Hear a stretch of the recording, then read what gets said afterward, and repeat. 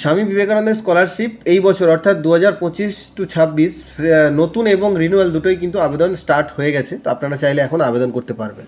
তো আবেদন কিভাবে করবেন, কী কী ডকুমেন্ট লাগবে, তো সমস্ত বিষয়টা আমি এই ভিডিওতে আলোচনা করব। তো ভিডিওটা স্কিপ করবেন না, শেষ পর্যন্ত দেখতে থাকুন, তাহলেই আপনারা সমস্ত বিষয়টা বুঝতে পেরে যাবেন।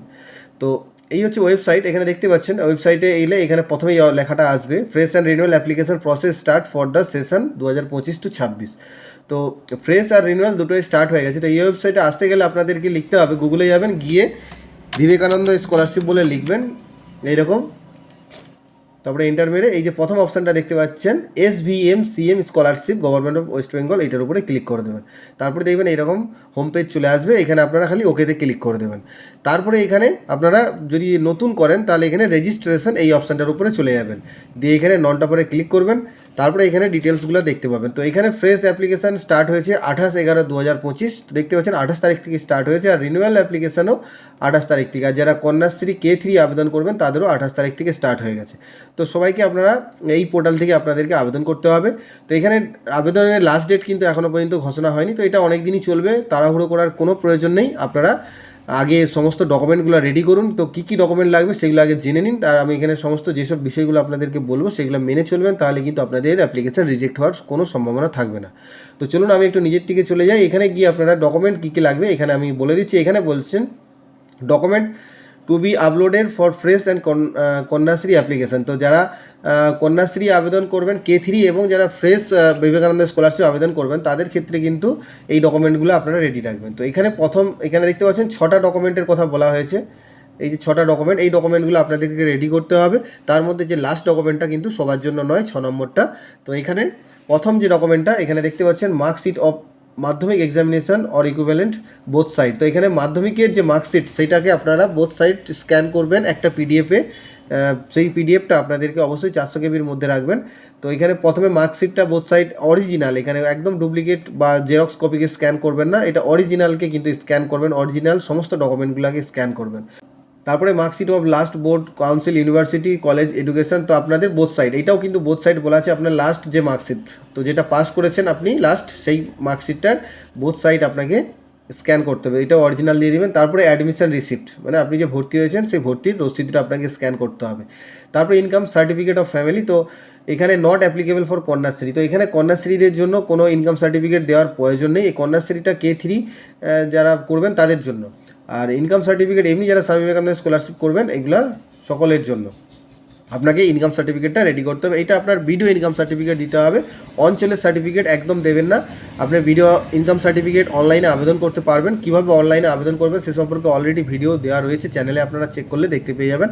তো সেখান থেকে আপনারা দেখে নেবেন ভিডিও ইনকাম সার্টিফিকেট কীভাবে আবেদন করতে হয়। তো বাড়িতে বসে বসে আপনারা সম্পূর্ণ বিনামূল্যে আবেদন করে দিতে পারবেন, আর বাড়িতে বসে ইনকাম সার্টিফিকেটটা পেয়ে যাবেন। তো সেই ভিডিও ইনকাম সার্টিফিকেট এখানে দেবেন। তারপরে এখানে domicile certificate as Aadhaar ID, voter ID, ration card. তো এখানে ডোমিসাইল সার্টিফিকেট হিসেবে আপনারা Aadhaar card, voter card, ration card, এখানে যে কোনো একটা ডকুমেন্ট দিতে বলছে। তো আপনারা অবশ্যই আধার কার্ডটাকেই দিয়ে দেবেন, যদি আপনার আধার কার্ড থাকে তাহলে সেটাই ডোমিসাইল সার্টিফিকেট হিসেবে হয়ে গেল। তারপরে scan copy of bank passbook, এটা হচ্ছে ফার্স্ট পেজটা দিবেন যেখানে অ্যাকাউন্ট নাম্বার আর আইএফসি কোডটা শো করে, সেই ফার্স্ট পেজটাকে স্ক্যান করবেন, অরিজিনাল ব্যাঙ্ক পাসবুকটা সেটা স্ক্যান করে রাখবেন।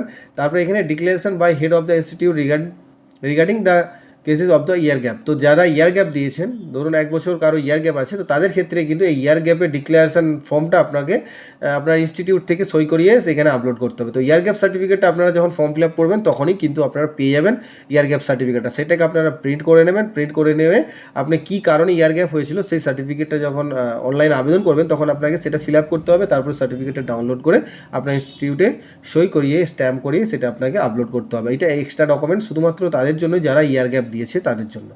এটা গেল ফ্রেশ যারা, মানে নতুন যারা আবেদন করবেন তাদের জন্য। এরপরে হচ্ছে যারা রিনিউয়াল করবেন, বিবেকানন্দ স্কলারশিপ রিনিউয়াল করবেন, তাদের জন্য এত কিছু ডকুমেন্টের কোনো প্রয়োজন নেই। আপনারা যেহেতু রিনিউয়াল করছেন আপনারা শুধুমাত্র লাস্ট যে মার্কশিট সেই মার্কশিটটা আপনারা আপলোড করবেন। যদি আপনার সেমিস্টার সিস্টেম হয় তো অবশ্যই 2টো সেমিস্টারই কিন্তু আপনারা দেবেন মার্কশিট, একটা সেমিস্টারে একদম দেবেন না, তাহলে কিন্তু আপনার অ্যাপ্লিকেশনটা রিজেক্ট হয়ে যাবে। তো যদি এখনও লাস্ট সেমিস্টার আপনার যদি একটা সেমিস্টারে মার্কশিট এখনও দেওয়া বাকি থাকে তো অবশ্যই আপনারা অপেক্ষা করুন, তাড়াহুড়ো করবেন না। যখনই মার্কশিটটা আপনি পাবেন হাতে তখনই কিন্তু এই স্কলারশিপটা রিনিউয়াল করবেন, নাহলে এখন আপনারা অপেক্ষা করুন। তারপরে অ্যাডমিশন রিসিপ্ট, তো আপনারা যে হায়ার ক্লাসে পড়ছেন সেই অ্যাপ্লিকেশন রিসিপ্টটা আপনাকে দিতে হবে। তো অবশ্যই ভর্তি হবেন ভর্তি হয়ে সেই রিসিপ্ট কপিটা আপনারা আপলোড করে দেবেন।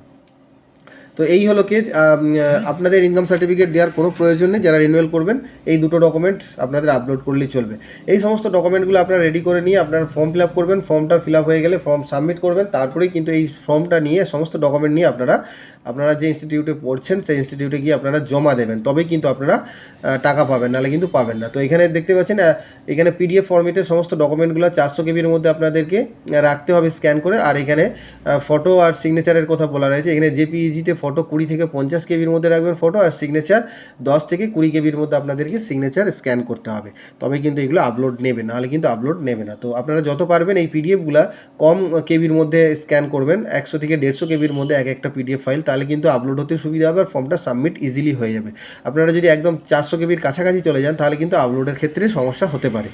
তো এরপরে আপনারা আবেদন করার জন্য এই যে এখানে দেখতে পাচ্ছেন এখানে টিক মার্ক করে দেবেন, তারপরে এখানে রেজিস্ট্রেশনে ক্লিক করে দেবেন। তারপরে এখানে আরেকটা বলে দিই, এখানে যারা মাইনরিটি স্টুডেন্ট মানে যারা হিন্দু ছাড়া অন্যান্য যে ধর্মের তারা কিন্তু এই বিবেকানন্দ এই পোর্টাল থেকে আবেদন করবে না। তাদের জন্য আলাদা পোর্টাল হচ্ছে ঐক্যশ্রী পোর্টাল। এইখানে ক্লিক করলে কিন্তু ঐক্যশ্রী পোর্টালে চলে যাবে।